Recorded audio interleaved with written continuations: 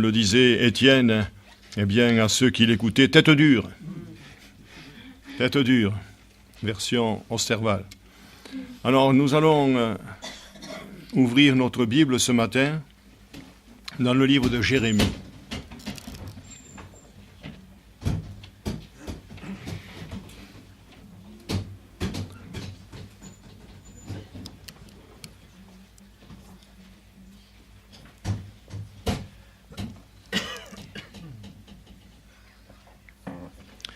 Jérémie, chapitre 2.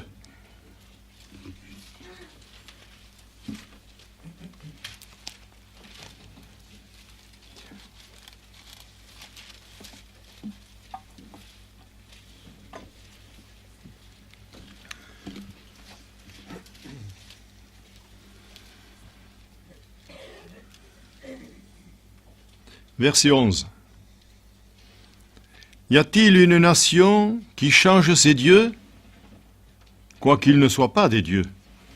Et mon peuple a changé sa gloire contre ce qui n'est d'aucun secours. Cieux, soyez étonnés de cela. Frémissez d'épouvante et d'horreur, dit l'Éternel, car mon peuple a commis un double péché. Ils m'ont abandonné, moi qui suis une source d'eau vive, pour creuser des citernes crevassées qui ne retiennent pas l'eau. Voilà, il faudrait lire jusqu'au chapitre 3 et verset 5, mais tout à l'heure, nous prendrons quelques extraits. On va s'arrêter là. Notre bon Père Céleste, nous sommes là devant toi. Nulle créature, nous est-il écrit, n'est cachée devant toi. Tu sais où nous en sommes par rapport à la foi, par rapport à la consécration, par rapport à l'amour, par rapport à la patience, à la longanimité, enfin au fruit de l'esprit. Seigneur, nous avons besoin, comme je le disais hier soir dans ce chant, de dire Seigneur, je veux te servir, oui, mais en m'abandonnant et en te donnant encore ma vie sur l'autel, parce que tout est là, Seigneur, tout est là. Comment servir le Seigneur, sinon en lui donnant notre vie tout entière, comme nous l'avons fait le jour du baptême. Alors étends tes mains, s'il te plaît, sur ce que je vais dire, sur les cœurs, pour que tu les ouvres ce matin, et qu'ils reçoivent passionnément, avec avidité, avec sérieux, avec amour, la parole de Dieu.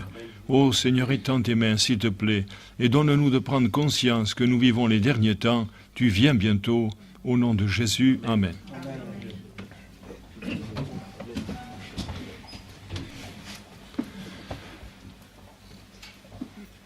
Bien-aimés, quel que soit l'état de déchéance et d'apostasie de la chrétienté en général, il y a quand même des sujets d'encouragement. 6 points que je vais citer. Premièrement, dans Hébreux 1 à 3, Dieu est toujours sur son trône. Deuxièmement, Romains 8, 28, Dieu accomplit son dessein. Troisièmement, Matthieu 16, 18, le Seigneur Jésus-Christ bâtit son Église. Quatrièmement, Acte 2, 47, des nouvelles âmes sont ajoutées au Seigneur. Cinquièmement, Acte 15, 14, le Saint-Esprit appelle encore des hommes. Sixièmement, 1 Corinthiens 15, 58, notre labeur ne sera pas vain dans le Seigneur. Ce sont des sujets d'encouragement, mais il y a une réalité. Et cette réalité, c'est que nous devons reconnaître que nous vivons une époque de sécheresse spirituelle. Ne parlons pas des autres nations, ne parlons pas des autres assemblées, parlons de la nôtre. Nous vivons une époque de sécheresse spirituelle. Et une cause particulière qui nous est montrée ici dans le livre de Jérémie, c'est au chapitre 3 et au verset 3, aussi les pluies ont été retenues et la pluie du printemps a-t-elle manqué. Pour quelle raison? Parce qu'il y a de la sécheresse spirituelle. Nos réunions de prière sont des tombeaux. Des tombeaux. Et vous avez de la chance que je sois un homme de caractère spirituel qui ne veut pas abandonner le troupeau. Vous avez de la chance. Parce qu'il y aurait longtemps que je serais parti. Parce que des réunions de prière comme nous les avons, le monde peut les avoir. 2, 3 petites prières, et puis 3 petits tours, et puis s'en vont. Vous croyez que c'est normal, frères et sœurs, pour nous, peuple de Pentecôte, peuple qui a reçu le baptême du Saint-Esprit? Alors oui, je me couche, et je suis triste, et je me lève, et je suis triste, et je prêche, et je suis triste. J'ai un fardeau continuel, comme l'apôtre Paul. Pour quelle raison? Mais parce que Christ est ma priorité. Et un jour, je me suis donné, et je l'ai compris. Il a passé un temps où je n'ouvrais pas la bouche, jeune chrétien pendant quelques mois, mais le jour où j'ai dit maintenant c'est terminé, ça a été terminé. C'était à Lézignan-Corbière en 1971, quand je suis revenu de Djibouti. Non, en 1970, puisque je revenais pour un voyage gratuit de faveur, c'est formidable ça, hein, pas payer l'avion, pour faire soigner ma fille à Purpan, 15 jours aux frais de la princesse.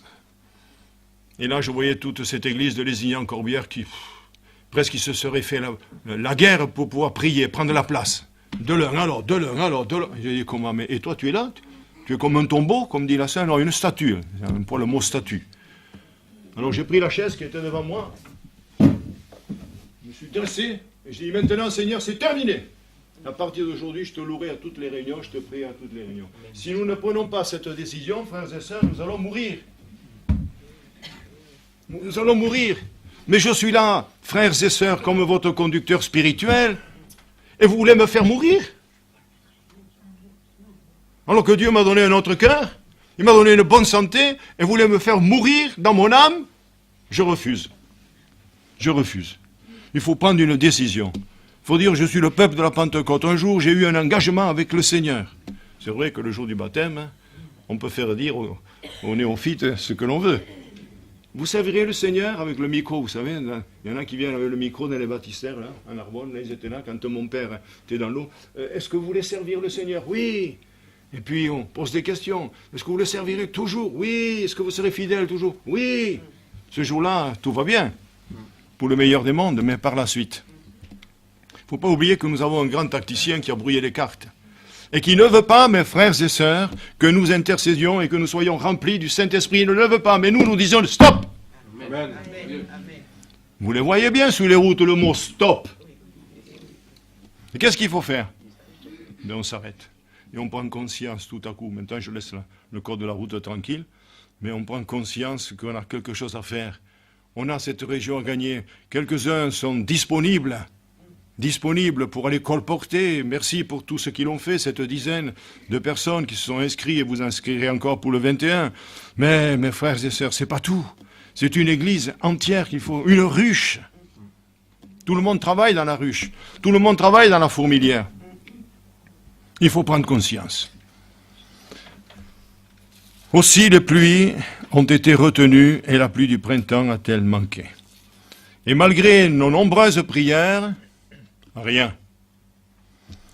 Nous sommes conscients et nous devons être conscients de la nécessité d'un réveil. Pourquoi ce déluge de bénédictions divines, ce renouveau dans nos églises ne vient-il pas? Pourquoi? Pourquoi sommes-nous impuissants, stériles et malheureux? Je vais vous le dire. On ne verra pas tout ce qu'on doit voir aujourd'hui, mais je pense voir 2 points avec vous. Le premier grand point, c'est la raison de la sécheresse spirituelle. Premièrement, l'adultère spirituel et l'idolâtrie. Au verset 1 et 2 de Jérémie 2 et 2, il est dit, « La parole de l'Éternel me fut adressée en ces mots. Va et crie aux oreilles de Jérusalem. Crie ! Va et crie aux oreilles de Jérusalem. Ainsi parle l'Éternel. Je me souviens de ton amour lorsque tu étais jeune, de ton affection lorsque tu étais fiancé, quand tu me suivais au désert, dans une terre inculte. » Israël était consacré à l'Éternel, il était les prémices de son revenu. 3 sortes d'adultère. L'adultère physique, tout le monde sait ce que c'est. L'adultère mental, tout le monde sait ce qui se passe dans la folle du logis. Jésus en parle dans Matthieu 5, il dit que celui qui convoite une femme, eh bien, qui regarde une femme pour la convoiter, a déjà commis un adultère dans son cœur. Ces 2, je le laisse de côté. Ce qui m'intéresse ce matin, c'est le 3e point, l'adultère spirituel, dans lequel peut tomber le chrétien infidèle à ses vœux envers le Seigneur. Nous avons formulé des vœux. Quand on s'est marié, monsieur le maire nous faisait réciter certaines choses. Le curé pas tellement, mais le maire oui. Nous avons fait des vœux. Mais avec le Seigneur, nous avons fait des vœux aussi. C'est vrai qu'on renouvelle nos vœux au premier de l'an. Bonne heureuse année, bonne santé, que Dieu vous bénisse. Parole, parole, parole. Le premier de l'an, c'est tous les jours. Noël, c'est tous les jours. Pâques, c'est tous les jours. Les rameaux, c'est tous les jours. Tous les jours, nous devons nous consacrer au Seigneur. C'est pourquoi nous avons changé la façon de diriger la réunion de prière du jeudi soir. Avant, nous prions 3 ou 4 fois pour un sujet. Et lorsque nous avons tout égrené, il faut le faire de toute manière. Mais nous avons dit, nous allons prier un sujet simplement. Et quand l'Église est unie, elle dit Amen à la prière du frère ou de la sœur. Et ça nous laisse demi-heure pour commencer à prêcher. Pendant 3 quarts d'heure, ça fait 9h15. Et on a 3 quarts d'heure à prier pour la suite, pour d'autres prières. Vous savez, sur quoi on a parlé hier soir?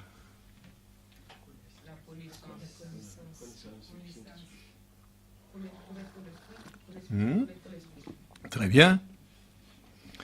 Donc notre frère Georges Boss nous disait qu'il fallait avoir des sujets bien cadrés. Eh bien là, il y avait un sujet qui devait durer 1 heure.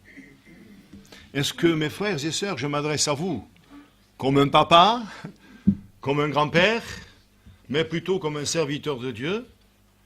Est-ce que nous connaissons le Seigneur? C'était pas un sujet, ça? Seigneur, mais aide-moi à te connaître. Et si chacun avait prié comme cela, peut-être que ça irait mieux aujourd'hui et demain. C'était un sujet. Connaître le Seigneur, et je pense que dans toutes ces études sur le Saint-Esprit, eh bien, on a là un volet qu'il faut ouvrir et dire, Seigneur, oui, te connaître, nous allons tout au long de la prédication parler de ces choses. Nous connaissons si mal le Seigneur, et j'ai cité hier soir dans ma prière, si vous en souvenez, ce que l'apôtre Paul disait aux Corinthiens. Ici, quelques-uns ne connaissent pas Dieu, je le dis à votre honte. Quelques-uns. Les Corinthiens, pourtant, ils avaient tous les dons spirituels. Tout. Vous y pensez un peu qu'ils avaient les dons de guérison, le don d'opérer les miracles, le don de foi? Enfin, je ne vais pas citer les 9 dons, je les connais, je pense que je les connais. Hein. Ils avaient tous les dons, mais il leur manquait le fruit de l'esprit. L'amour, la crainte de Dieu, l'humilité, la joie, la paix, la bénignité, la douceur, la tempérance. Et j'ajouterai cette crainte de Dieu, cette humilité qui leur manquait, aussi se dévorer les uns les autres. Et il y avait au milieu d'eux des incestes, et encore ils étaient fiers. Hein? C'est terrible ça. Voyez-vous comment, malgré les dons, si nous n'avons pas le fruit avec, nous risquons de tomber. Et c'est ma prière, Seigneur, donne-moi les dons, moi je les veux. Mais je dis, si tu ne me donnes pas l'humilité, j'en veux pas. Parce que ce n'est pas la peine de guérir les malades, de ressusciter les morts et d'aller en enfer. Parce que c'est écrit. C'est écrit. Mais Seigneur, nous avons fait des miracles. Seigneur, nous avons ressuscité les morts. Seigneur, oui, mais en réalité, tu commets l'iniquité. Il est vrai qu'ici, personne n'est parfait, moi le premier. Mais dès qu'il y a quelque chose qui grince dans les entournures, je sais me mettre à genoux et pleurer. Et dire, Seigneur, le sang de Jésus purifie de tout péché. Et nous revoilà sur les rails. Et nous voilà sur les rails, mes frères et sœurs. Nous ne pouvons pas garder quelque chose sur notre cœur. C'est pas possible. Parce qu'on va tourner les pages de notre Bible, le Seigneur dira non, reviens en arrière. Sécheresse spirituelle. Une question à brûle-pourpoint. L'aimons-nous vraiment? L'aimons-nous vraiment? Écoutez ce petit cœur. Je le suis, je le sais et je l'aime. Mais comment lui prouver mon amour? Seulement par le don de moi-même, m'engageant à le servir toujours. Ah, il est beau ce chant, hein? On le chantera un jour, ma sœur. M'engageant à le suivre, à le servir toujours. Alors, l'aimons-nous vraiment? Nous pouvons nous mettre sur l'autel ce matin, sur la balance. Vous pesez de temps en temps? Moi, ça m'arrive de dire, tu bouges pas, hein? Formidable. Amen. Tu as 85, tu bouges pas. Gloire à Dieu. Si je descends, je vais prendre des protéines. Si je monte, je diminuerai les protéines. Enfin, on aime être stable, n'est-ce pas? La stabilité, c'est quelque chose d'extraordinaire. Je ne parle pas au point de vue physique. La stabilité spirituelle. Le même, hier, aujourd'hui, éternellement. Ne pas changer. Demandez à Madame Argence qui est là, qui me connaît depuis 1964. C'est vieux ça, hein? Allez, 41 ans. Demandez-lui si j'ai changé. Demandez-lui. Je prêche toujours les mêmes choses. Eh oui. Il y en a qui reçoivent, il y en a qui ne reçoivent pas. Encore s'ils n'ont pas reçu. Alors moi j'ai mis les bouts. Ils n'ont pas reçu la parole de Dieu. Pourtant ce que j'ai prêché là-bas, je le prêchais à Carillon, je le prêchais à Carcassonne. Prêche la parole de Dieu. Mais il y en a qui reçoivent, il y en a qui ne reçoivent pas. L'aimons-nous vraiment? Ne sommes-nous pas coupables? Quel culte tu nous fais passer, pasteur? Vous voyez, je voudrais faire comme David Wilkerson. Dans son église où il y avait 3000 membres, mais c'est en Amérique une grande ville, hein. Ici il n'y a pas 3000 membres, quoique. Il se mettait à genoux, là, couché par terre là, pendant le culte. C'était le culte pourtant, mais il y a des moments où il faut se mettre par terre. Il y a des moments où il faut pleurer pour se réjouir en temps, parce qu'il est écrit dans l'Ecclésiaste au chapitre 3, mes frères et sœurs, qu'il y a un temps pour tout, un temps pour rire et un temps pour pleurer. Et c'est vrai que après les larmes, eh bien, il y a la joie. Oh, le soir, c'est les larmes. Mais le matin, c'est les chants d'allégresse. Nous dit Psaume, gloire à Dieu. Alors, il faut prendre une position et dire, Seigneur, mais c'est vrai, je me suis donné quand même à toi. Je t'appartiens. Et nous verrons dans la prédication les responsabilités que nous avons. Nos affections se concentrent souvent aisément sur nous-mêmes. Nos succès, notre argent, nos aises. Nous sommes vraiment dans le coton. Alors qu'ailleurs, c'est le feu, c'est la poudre, la persécution. J'ai un attrait, le mot est mal placé, mais un amour particulier pour l'Église persécutée.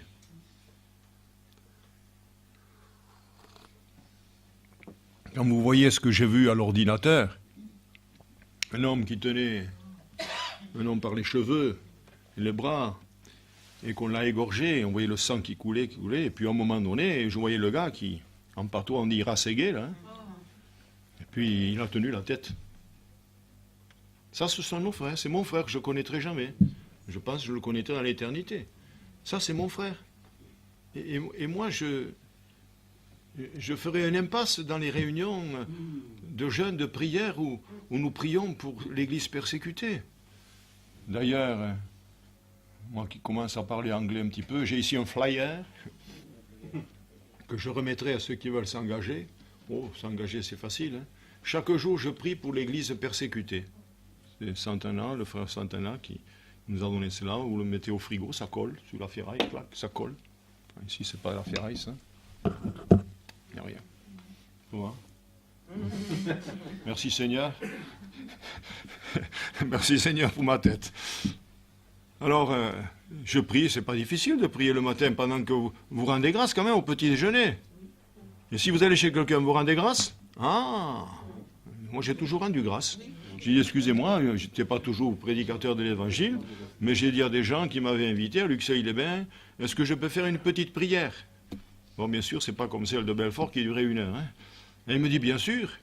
Et j'ai prié de tout mon cœur et de toute mon âme. Et puis, quand j'ai relevé la tête, tous les deux étaient en train de pleurer. Pourquoi? Parce qu'on a prononcé le nom de Yeshua, le nom de Jésus sur la nourriture, et il montre bien qu'on n'est pas des porcs, qu'on n'est pas des étrangers, on prie pour la nourriture qu'il nous a donnée. Certains mangent de l'herbe, des racines, et d'autres rien, des feuilles. Alors oui, en rendant grâce le matin, Seigneur, bénis ce petit déjeuner, et s'il te plaît, va visiter mes frères qui sont persécutés. C'est pas beaucoup. Mais si tu pries 3 fois par jour comme ça, si tu as prié qu'une fois, ben c'est 1 fois, mais au moins 1 fois par jour. Priez. Nous sommes dans l'abondance, nous avons tout ce qu'il faut, nous nous couchons. Et on le dit, bien sûr, c'est facile, je me couche et je m'endors en paix. Car toi seul, ô Éternel, tu me donnes la sécurité dans ma demeure. Eh oui, on peut le dire et on peut rendre grâce. L'adultère spirituel en particulier équivaut réellement à l'idolâtrie. C'est quoi l'adultère? C'est mettre quelque chose ou quelqu'un à la place de Dieu dans notre vie, et alors le réveil tarde à venir. Alors j'ai dit que je vous donnerai quelques extraits dans le livre de Jérémie. Écoutez plutôt. Chapitre 2, verset 8. Les sacrificateurs n'ont pas dit « Où est l'Éternel ?» Les dépositoires de la loi ne m'ont pas connu, les pasteurs m'ont été infidèles, les prophètes ont prophétisé par Baal et sont allés après ceux qui ne sont d'aucun secours. Je suis dans le livre d'Ésaïe actuellement, personnellement, et quand je suis effaré de voir comment le peuple de Dieu s'est détourné de Dieu. Nous parlerons d'un réveil, je vais faire quelques dimanches sur le réveil de Josias. Je ne veux pas anticiper, mais quand même, ce garçon, à 8 ans, il a été roi. Il a été bien encadré, mais à l'âge de 18 ans, il a fait le ménage. Et nous verrons tout cela. Il a fait le ménage, les amis. Comment est-ce possible qu'il y avait des prophètes de Baal qui avaient mis leur effigie dans le temple? Enfin, il faut voir tout ce qui était dans le temple. Je comprends que Jésus a fait des cordes et il a dégagé tout cela. Mais ça paraît effarant. Le culte d'Astarté dans la maison de Dieu, le culte de Baal dans la maison de Dieu. Frères et sœurs, nous avons vraiment besoin de revenir au Seigneur. Verset 11, toujours le chapitre 2, je dis, on va rester dans le chapitre 2 pendant une dizaine de versets. Chapitre 2, verset 11. Y a-t-il une nation qui change ses dieux, quoiqu'il ne soit point des dieux, et mon peuple a changé sa gloire comme ce qui est d'aucun secours. Nous l'avons lu en introduction, donc je vais plus loin. Au verset 13, nous l'avons lu en introduction, je vais plus loin. Alors, il y a des conséquences. Il est dit au verset 19, ta méchanceté te châtira et ton infidélité te punira. Et tu verras, et ça je le dis à tous les rétrogrades que je peux rencontrer, et tu verras que c'est une chose mauvaise et amère d'abandonner l'Éternel ton Dieu et de n'avoir de moi aucune crainte, dit le Seigneur des armées. Au verset 20, tu as dès longtemps brisé ton joug, rompu tes liens, et tu as dit, je ne veux plus être dans la servitude. J'en ai rencontré des gens comme ça. J'en ai rencontré de moi, les dogmes de Dieu, je n'en veux pas. Moi, les conseils de Dieu, je n'en veux pas. C'est trop difficile. Une sœur à Carcassonne dit, Monsieur Berdet, c'est toujours des leçons de morale. Elle n'est plus dans l'église. Des gens comme ça ne peuvent pas subsister, c'est pas possible. C'est pas des leçons de morale. Et même si c'est des leçons de morale, ça nous fait du bien. Jésus a donné des leçons. Mais on n'aime pas se mettre sous le joug de Dieu, alors on rompt le joug. Et pourtant, Jésus disait, mon joug est léger. Mon joug est facile. Surtout dans nos pays contemporains. Chapitre 2, verset 22. Quand tu te laverais avec du nitre, quand tu emploierais beaucoup de potasse, vous en avez chez vous, avec le gant de toilette, là, un petit peu de nitre, de potasse, un peu d'acide sulfurique aussi, ça vous arrive? Essayez de faire partir l'iniquité. Niet. Les Russes diraient niet. Les Portugais diraient non. En français, on dit non. Ton iniquité resterait marquée devant moi, dit le Seigneur l'Éternel. Verset 23. Comment diras-tu, je ne me suis point souillé, je ne suis point allé après les Baal? Regarde tes pas dans la vallée, reconnais ce que tu as fait, etc., etc. Verset 25. Ne t'expose pas à voir les pieds nus. Ne dessèche pas ton gosier. Que les Africains marchent pieds nus dans le désert, c'est leur race, c'est leur coutume, hein, et puis ils n'ont pas de souliers. Pour certains, ils n'ont pas de souliers. Pour ça qu'il y a deux représentants qui sont allés là-bas. Vous connaissez l'histoire. Hein. Les uns ont dit, ici personne ne porte de souliers, alors on va faire fortune. Et l'autre dit, ah non, non, non, on va tout perdre, personne ne met de souliers. C'est la façon de voir. Ils n'ont pas de souliers, on va faire fortune, on va les vendre. Ne t'expose pas à avoir les pieds nus. Moi, je suis craintif. Peut-être parce que je suis frileux, mais j'aime pas marcher pieds nus dans la maison. Oh, il me faut toujours les pantoufles. Et ma femme, qui souvent, avec ses pieds nus, peut-être pour m'observer quand je me rase, elle arrive derrière moi, pieds nus. Je dis, attention à la gargante. Ah, j'ai toujours eu horreur. Sauf quand je vais à la mer de Djibouti, la mer Rouge, pour chasser les requins. Alors là, je suis pieds nus. Ne t'expose pas à avoir les pieds nus. Donc, on voit très bien que c'est pas normal. C'est pas normal. Et ici, personne n'est venu avec les pieds nus. Je pense. Excusez-moi, je peux faire une enquête. Mais personne n'est venu avec les pieds nus. Ne t'expose pas à avoir les pieds nus. Donc, c'est qu'il va te manquer quelque chose. Ça commence par les pieds et ça monte. Et ça monte. Et ça monte. Il y a des chrétiennes aujourd'hui qui ont la tête nue. Vous savez ce que je veux dire. La femme doit être couverte. Elle doit laisser pousser ses cheveux. Et l'homme doit avoir la tête découverte. Et il doit se couper les cheveux. Mon frère là-bas, il a compris, il s'est rasé. Mais c'est un homme. Enfin, il y a 6 ou 7 études sur la tenue de la femme, la mode, etc., etc. Et c'est fouillé et refouillé avec des conseils écrits d'un missionnaire qui revenait d'Afrique et qui a été effaré quand il a vu les églises en France. Quand vous avez passé 25 ans en mission ou 30 ans et que vous revenez et voir les églises, alors il s'est mis à écrire. Alors j'ai pris quelques notes parce que j'étais d'accord à 100% avec lui. 2,36. Pourquoi tant d'empressement à changer ton chemin? C'est de l'Égypte que viendra ta honte. L'Égypte, c'est quoi? C'est bien le monde. Pourquoi cet empressement à changer le chemin?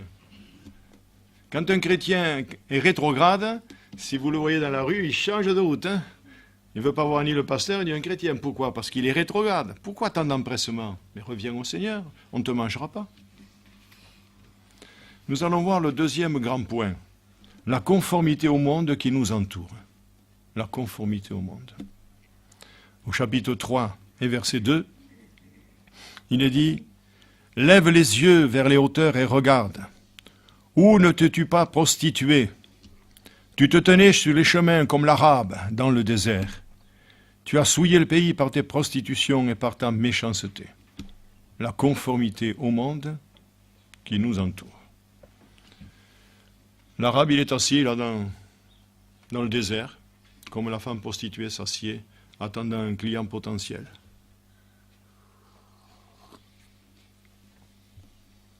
J'avais dit un jour, et on m'a posé la question ici, j'ai quand même un petit peu de mémoire, même si j'ai dit que je n'en avais pas hier, j'avais dit que l'Arabe était voleur de profession. D'où le tenez-vous? Bon, je le tenais simplement d'un vieux prédicateur qui avait pris ce truc-là en disant « Cette femme est prostituée, elle attend les clients, comme l'Arabe dans le désert, lui, il attend les caravanes qui passent pour les... » Voilà, alors ça, c'est pas de moi, c'est pas biblique. L'Arabe est assis, j'ai regardé encore hier soir beaucoup de versions. L'Arabe est assis, là, voilà. Il attend quoi? Il attend quelque chose. Il est dans le désert. Cela implique que le peuple de Dieu a vécu exactement comme les païens de son entourage, comme le monde sans Dieu. Pourtant, nous appartenons à une autre patrie. Alléluia! Voulez-vous dire Alléluia? Nous appartenons à une autre patrie. Alors, je vais vous encourager. Je ne suis pas là pour vous décourager. Mais regardez ce qui est écrit dans les Colossiens. Alors, les Colossiens, il faut se la tourner, cette Bible, elle va me tomber un jour en poussière. Colossiens, chapitre 3 et verset 1er. Si donc vous êtes ressuscités avec Christ. Si donc. Je prêche à des chrétiens. Ce n'est pas l'évangélisation. Si donc vous êtes ressuscités avec Christ, cherchez les choses. Je ne vois pas pourquoi je suis en train de le dire, vous le savez plus que moi. Où Christ est assis à la droite de Dieu. Et puis bon, puisqu'on y est, on peut continuer un peu.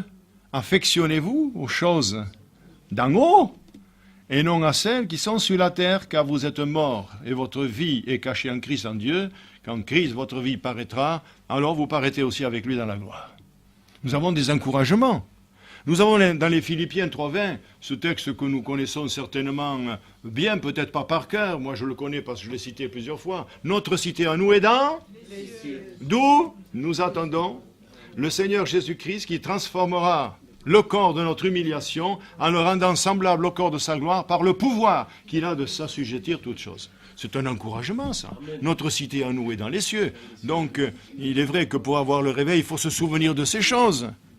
Et puis, dans 1 Pierre, au chapitre 2 Et verset 9, 1 Pierre, chapitre 2, ces pages. Vous, au contraire, vous êtes une race élue. C'est pas une race de chiens, hein? Pinscher, bulldog, hein? Une race élue. Un sacerdoce royal. Une nation sainte. Un peuple acquis. Nous faisons partie du peuple de Dieu, qu'il s'est acquis par son propre sang. Afin que vous annonciez les vertus de celui qui vous appelait des ténèbres à l'admirable lumière, vous qui autrefois, écoutez bien ceci, n'étiez pas un peuple, et qui maintenant êtes le peuple de Dieu. Vous qui n'aviez pas obtenu miséricorde, et qui maintenant avez obtenu miséricorde. Quel sujet d'encouragement. Alléluia, une race élue. Mais la mondanité, c'est quoi la mondanité? Eh bien, ça consiste à adopter le point de vue des modes, la manière de vivre de ce présent siècle mauvais. J'ai vu quelqu'un de très bien habillé l'autre jour, et toujours avec ses pantalons troués aux genoux. Presque on aurait porté un smoking, mais les pantalons étaient trop aux genoux. Je me suis arrêté souvent, je boue quand je vois ça. Je vois une dame l'autre jour, vous êtes blessé? Non, c'est la mode. Mamma mia. Moi, un jour, je suis tombé avec des patins à roulettes, par hasard. J'avais 12 ans. Vous le connaissez, l'histoire. Tout le monde ne le sait peut-être pas, alors je vais brosser un tableau rapide. Et j'ai fait un 7. Vous savez ce que c'est un 7? Au genou. Parce que je ne connais rien aux patins à roulettes. Une voiture arrivée, j'ai dit je vais rentrer dedans, elle va m'écraser. Alors j'ai fait un demi-tour pour pas aller sous la voiture, et je suis tombé. Mais quand j'ai vu que le pantalon fuseau à l'époque, pantalon fuseau, et les modes reviennent maintenant, je vois des pasteurs, les pantalons fuseau, les baskets, là.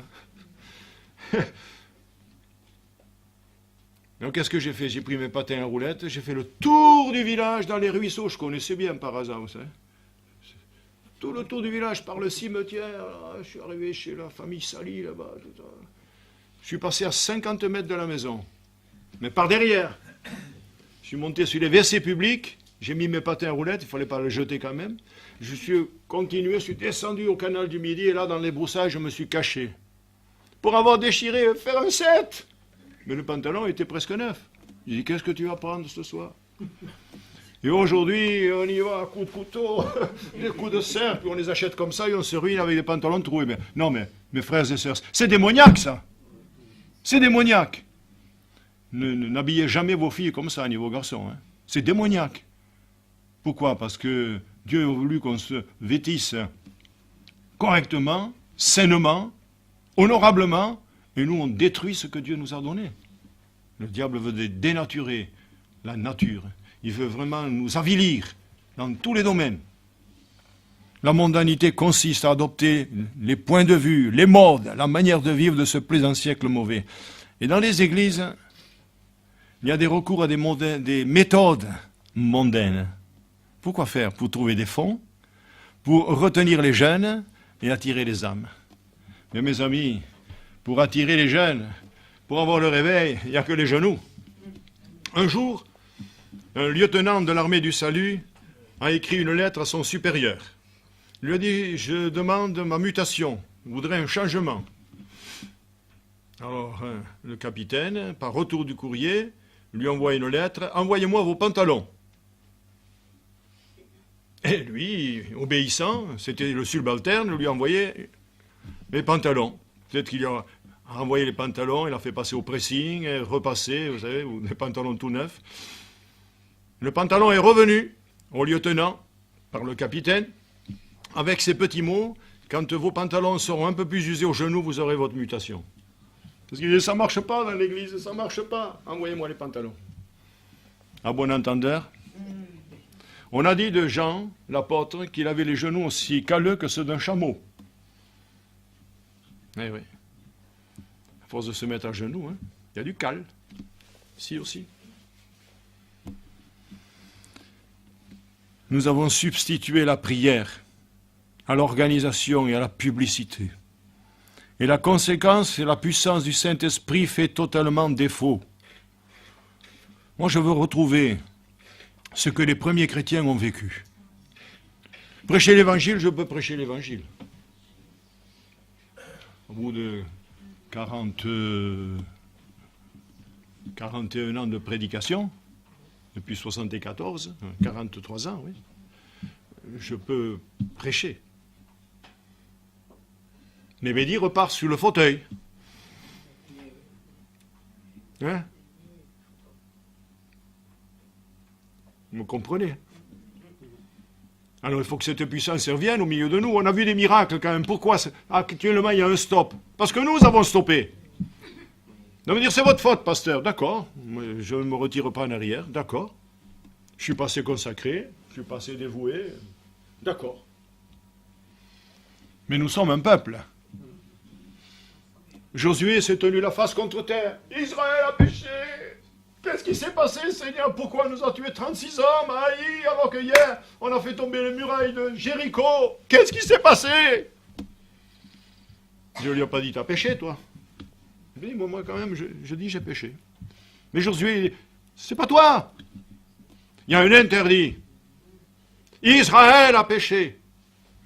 Et pourquoi Israël? Pour un seul homme, Akan, qui avait volé un manteau de chinéard, les lingots pour préparer sa retraite. L'avait caché dans sa tente. Alors vous connaissez toute l'histoire. Les tribus sont arrivées, les familles sont arrivées, Akan fut désigné. Pourquoi tu troublais Israël? Dieu te troublera. Et cet homme-là, avec toute sa famille, a été englouti. Ah, mes amis, nous sommes dans une même famille. Il y a le conducteur spirituel, il ne peut pas tout faire. Il est le leader, c'est vrai. Et il a une grande responsabilité de vous conduire dans la sainteté. Dans tous les domaines, il a la responsabilité de prêcher la parole de Dieu. Dussé-je, comme me disait l'apôtre Paul, et je le dis ce matin encore pour la énième fois, dussé-je, en vous aimant davantage, être moins aimé de vous. Mais chaque fois que j'aurai de la tristesse dans le cœur, Dieu me redira ce qu'il a dit à Samuel, c'est pas toi qui rejettes, c'est moi, pour que je ne règne pas sur eux. Mes frères et sœurs, nous avons besoin de revenir au Seigneur. Je vous parle avec un cœur rempli d'amour. Je vous parle avec un cœur rempli d'amour. Jamais je ne vous écraserai, jamais je ne vous taperai dessus. Mais je vous prêche comme l'apôtre Paul le faisait. Je vous prêche comme Jésus-Christ le ferait. Nous avons tellement d'influence aujourd'hui. La radio, c'est un peu caduque pour certains, la radio. Moi, j'ai que la radio. J'ai quelques nouvelles. Voilà. France Inter, quand ils sont en panne, eh bien, j'ai Europe 1, c'est tout ce que j'ai. Ça me suffit. Parce que j'ai une autre radio, moi. J'ai une autre télé. Et depuis 1974, dès que j'ai commencé à prêcher, la télé est allée au feu. C'est ma personne, c'est ma position. Je sers le Seigneur à 100%. Donc j'essaye d'éviter, parce que c'est facile. Vous savez, je me suis trouvé des fois demi-heure ou trois quarts d'heure à regarder des nouvelles à Internet. Je me dis, mais t'as perdu du temps, là. C'est pas mon travail de regarder toutes ces nouvelles-là, même si elles sont alléchantes, même si c'est intéressant. Un camion qui marche sur deux roues, qui tient le coup, un autre qui monte à 180 degrés. Je sais pas, hein. 180. Non, 90 degrés. Alors, oui, c'est intéressant de voir des trucs comme ça, mais je perds du temps. Et mon temps, il est précieux. Et celui de mon Seigneur, il est précieux aussi. Alors, il y a surtout la télé. Ah, la télé. Ça vous est jamais arrivé d'y être devant et de dire, qu'est-ce que tu fais là? Il est minuit au lieu de dormir 2 heures de plus pour te lever le matin pour prier. On a péché, nous aussi, avec ma femme. Parce qu'on passait toute la journée à Belfort. On priait en y allant, 61 km, 1 heure de route en gros. On passait des cassettes de chants. Martine pleurait. Pourquoi tu pleures? Le Seigneur est bon. Les chants. On priait, on écoutait les cantiques. On avait souvent la prophétie dans la voiture. Dans la voiture. C'est normal. Le Seigneur peut donner... Moi, il m'a donné des pensées que j'ai données dimanche dernier, 3 jours avant. Le matin, dans la nuit, Dieu parle. On a l'esprit, mes frères et sœurs. Notre corps, c'est le temple. Dieu peut parler. Quand il veut, l'essentiel, c'est d'avoir les écouteurs. Voilà. L'essentiel, c'est d'être en relation avec le ciel. Même quand on conduit la voiture, etc., etc. Il faut entendre la voix. Monsieur Butler l'a eu quand le Seigneur dit va prier. Et il se régalait, lui, là. Hein. Il disait j'avais déjà la salive dans la bouche, là, parce que sa femme avait fait un plat qui se mange chaud. Et déjà, il était là, il se dit qu'est-ce que je vais me régaler. Et le Seigneur lui a dit va prier. C'est bizarre, il est à table. Va prier. Il a dit à sa femme garde-le au chaud, parce que ce sont des plats qui se gardent au chaud. Genre béchamel, vous savez, hein, et doit déboucher à la reine, c'est meilleur quand c'est chaud. Et il est revenu 7 jours après, en relation avec le Seigneur. Alors, on avait ces moments extraordinaires, donc, dans l'assemblée. On revenait le soir avec des petites sœurs qui nous disaient, Monsieur Berdet, une petite prière. On restait encore 1 heure, 1 heure de route. Et le soir, eh bien, on a dit, on va regarder les informations. Et on regarde les informations, mais après, à la demi, je crois que c'était à 8h30, là, il y avait un film qui commençait. On a regardé juste le début, hein? Oui, tiens, mon œil, dirait maman. Et on se retrouvait à 10h, 11h, là. Et puis un jour, j'ai dit à ma femme, c'est fini! La télé, j'en veux plus! Je commence à prêcher, j'entends le bruit parce qu'il y avait un trou comme ça au-dessus de la télé. Ah, le diable, il fait bien les choses, hein? Elle disait, c'était pour que la chaleur du poêle monte. Mais il y avait la télé à côté. On entendait tout. Et moi, je ne pouvais pas travailler. J'ai dit, écoute, on prend une décision, on va à la télé. Alors, bon, bien sûr, elle a pincé les lèvres, écarté les oreilles, cligné des yeux. Elle m'a dit, d'accord, mais il faut que ça soit vendu cette semaine. T'inquiète pas, ça sera vendu. J'ai baissé le prix, j'ai cassé le prix, et dans la semaine, c'était vendu. Elle a écrit à ma belle-mère, à ma maman. Elle dit, Régis, il a vendu la télévision. Ma mère, d'un retour de courrier avec son beau stylo à plume Bic, le stylographica, elle a dit, comment, dans un pays étranger? Parce qu'elle, pour elle, le Nord, c'est un pays étranger. On prive sa femme de la télévision. J'ai pris une raïta, j'ai laissé passer l'orage. Mais la télé n'est plus revenue. Et je peux vous le dire, et ma femme vous le dira avec vérité, on n'en est pas privé. Quand depuis tant d'années, hein, on n'en est pas privé. C'est sûr que quand j'allais chez mes parents ou mes beaux-parents, ça attire, hein? Oh là là, les images, on discute, mais hop, hop. Ça attire, hein? Et je suis certain que si encore je vais à quelque endroit où je peux me détourner la tête, je le ferai, parce que ça attire. Le monde et ses attraits. Eh bien, moi, je suis content. Peut-être que ce soir, il va y avoir sur YouTube, ou je ne sais pas quoi, sur Le Bon Coin, vente télévision. Pas moi, mais vous, peut-être. Oh, Seigneur, tu as touché mon cœur ce matin. Je ne vous demanderai pas de la vendre, non, non. Si vous avez le caractère fort de ne regarder que ce qui correspond à vos besoins, tout va bien. Il suffit de cliquer. Aujourd'hui, il y a des télécommandes. Hein. Il suffit de savoir gérer. Bon, on était sur le monde, là. Hein. Internet. Ouh, Internet. Vous savez que le diable, il fait de belles inventions, quand même. Hein. Il y a du bien. Ah oui, il y a du bien. Moi, je préférais ne pas l'avoir, parce que alors, je suis inondé de messages des pasteurs, de tout ce qu'il y a. Et puis, c'est en anglais, j'y comprends rien. Non, rien. C'est pour ça que j'ai dit toujours Facebook, parce que je ne sais pas dire Facebook. C'est terrible, hein? Alors, ils sont tous les pasteurs, ils arrivent au pastoral avec leur tablette, là, ils ont tout. Moi, je prends toujours ma vieille Bible, avec mes lunettes au bout du nez, comme le vieux savant. Eh oui, moi, j'ai que ça. Enfin. Nous avons dérobé Dieu par notre mondanité. Je vais encore donner 2 ou 3 versets, et puis on va s'arrêter là. C'est tellement riche, ce message.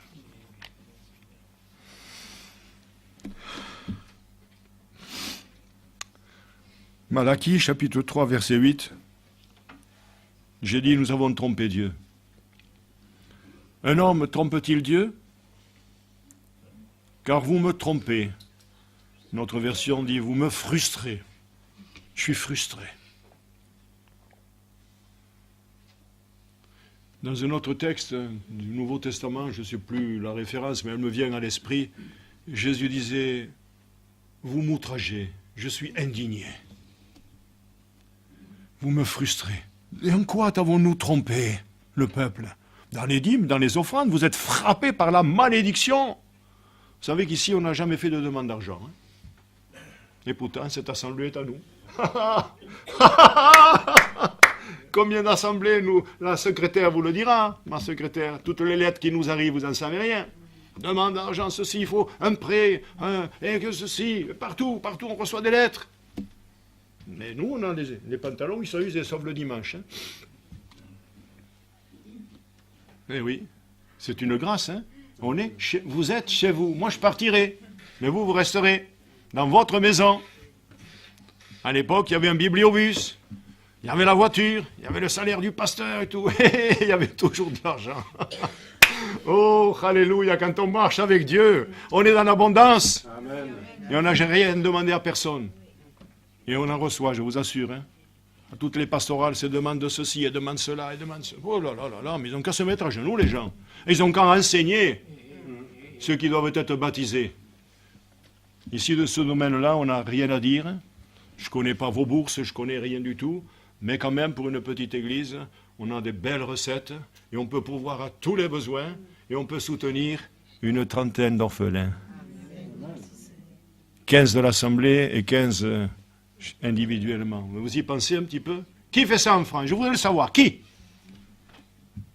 On est peut-être la seule assemblée. Mais la Bible dit que la religion pure est devant Dieu. Eh bien, c'est soutenir les orphelins et les veuves dans leur affliction. C'est sûr qu'à l'époque, il fallait soutenir les veuves. Mais on ne soutenait pas n'importe quoi. Il y a toute une étude là-dessus. Ouais.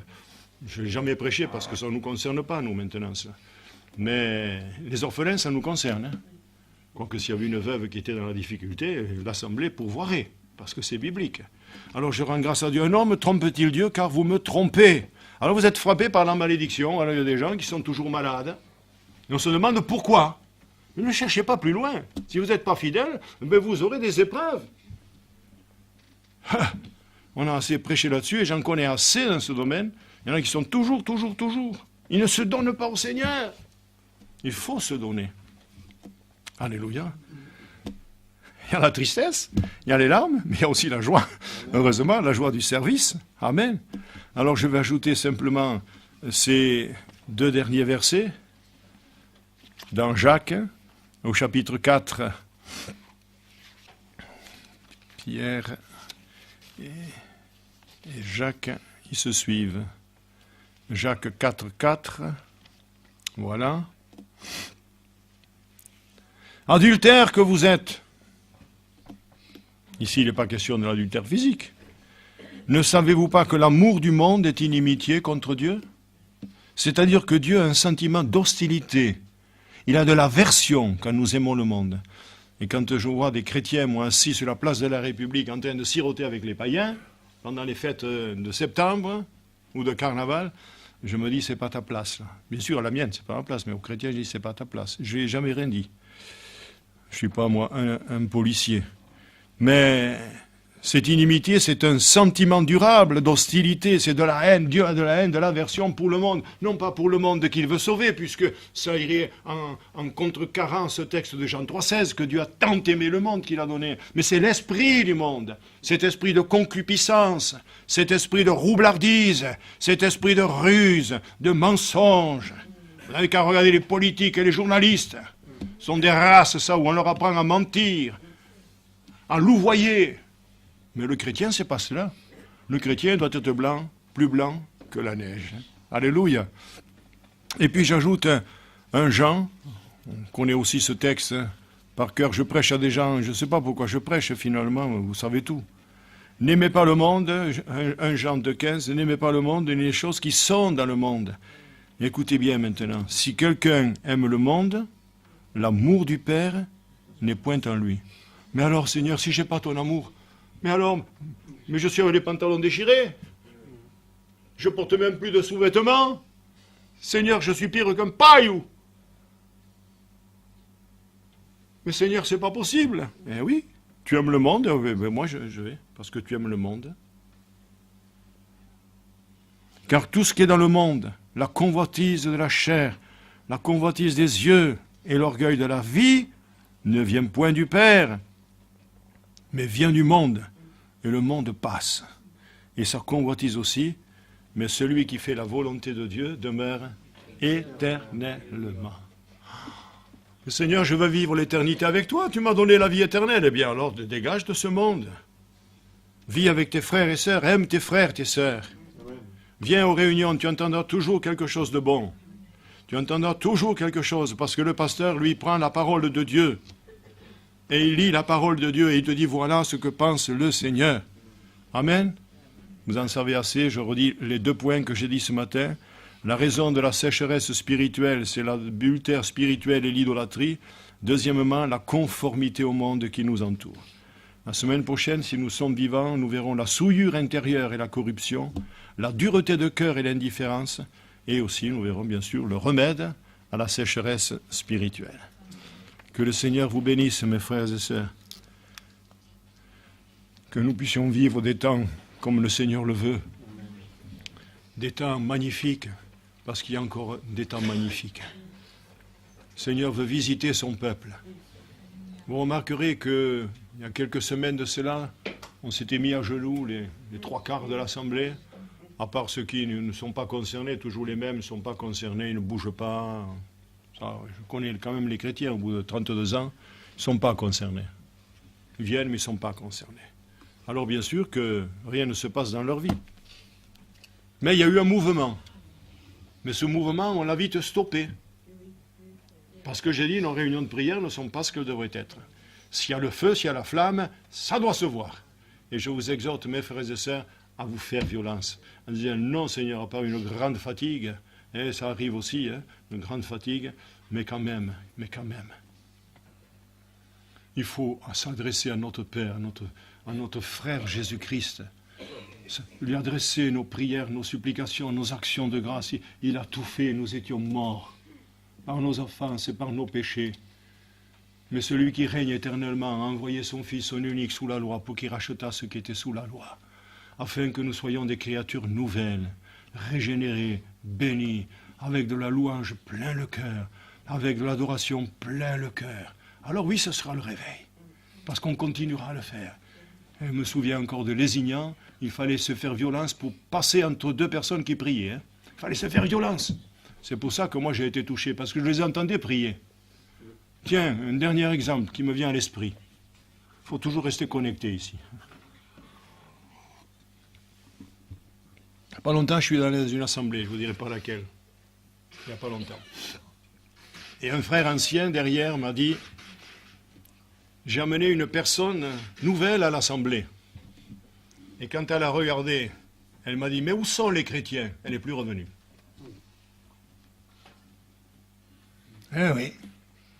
Eh oui. Pourquoi on a dit qu'une annexe, il fallait la soutenir? Parce que si on monte à Quillan, le pasteur, tout seul, avec Madame Rivière et Monsieur Rivière, et qu'une âme vienne, c'est ça votre église? Ils s'en vont vite. Pour ça qu'on soutient, au début on montait presque à plus d'une dizaine, si c'est pas 12, c'est pas 15. On avait des réunions à plus de 30 personnes et ça bouillait. Si on a fait des baptêmes, alléluia. Des baptêmes de l'esprit aussi. Alors vous voyez mes frères et sœurs, cette réflexion, je l'ai gardée derrière l'oreille gauche et c'est sorti par l'oreille droite ce matin. Où sont les chrétiens? Un dimanche après-midi. Encore, des fois, nous, on est plus de 40, merci Seigneur. On est plus que le matin. Avant, c'était comme ça. Avant, il y avait les chrétiens le matin. Quand un frère est venu, le frère Martina, pour ne pas le citer, il est venu. Et il me dit effectivement, j'avais appris que l'après-midi, il y avait plus de monde. Je dis, mais à l'époque, c'était comme ça. À l'époque, il y avait tous les chrétiens, et l'après-midi, les inconvertis en plus. C'était la logique. C'était la logique. Aujourd'hui, les chrétiens, ils font ripaille. C'est pas normal. C'est pas normal. Parce que si chacun dit, et si lui n'y vient pas, et si lui ne vient pas, et je me retrouve tout seul avec ma femme? Vous avez compris? À bon entendeur, que Dieu vous bénisse. Seigneur, je te rends grâce. Et je te bénis parce que tu me donnes la force d'exhorter ton peuple. L'amour de prêcher à ton peuple. Et je ne veux jamais, parce que je ne l'ai jamais eu, de rancune contre qui que ce soit, de férocité envers qui que ce soit. Mon Seigneur m'enlèverait bien vite. Je ne veux pas frapper le peuple de Dieu. Mon Seigneur m'enlèverait bien vite. Donne-moi d'aimer ce peuple, même si pour l'instant, il semblerait qu'il soit las et chancelant. Mais donne-moi de lui prêcher la parole de Dieu, afin de stimuler l'intellect, et plus que l'intellect, l'esprit qui est dans la somnolence. Seigneur, donne-moi, s'il te plaît, le caractère de l'agneau, pour continuer la course, Seigneur, avec joie, malgré les peines, malgré les difficultés, malgré, Seigneur, tout ce que je ressens intérieurement. Oh, je voudrais dire cette parole de l'Éternel que tu me mets maintenant dans le cœur. Israël, mets ton espoir en l'Éternel. Régis Berdeil, mets ton espoir en l'Éternel. Alléluia. Que ta grâce repose sur chacun, sur chacune, et que nous puissions prendre des décisions, d'être fidèles. Oh, comme dit Madame Castillo souvent en espagnol, fiel, fiel, fiel. Alléluia. Fidèle, Seigneur, jusqu'au bout. Et nous connaissons celui qui fut appelé le fidèle, c'est toi, cher Sauveur. Fidèle, Moïse fut fidèle sur la maison de Dieu. Et je veux être et accomplir ma tâche avec fidélité, avec le concours, le secours et l'aide des frères et des sœurs. Étends tes mains sur nous, Seigneur, parce que tu nous as rachetés à un grand prix. Et c'est parce que nous avons été rachetés à un grand prix que nous pouvons te célébrer ce matin. Il n'y a pas d'effort à faire. Je bénis celui qui m'a aimé, je bénis celui qui m'a guéri, je bénis celui qui me tient par la main et celui qui m'a préparé une place pour l'éternité. Je bénis le peuple de Dieu ce matin, cher Sauveur, de ta part, au nom de Jésus-Christ. Amen. Amen.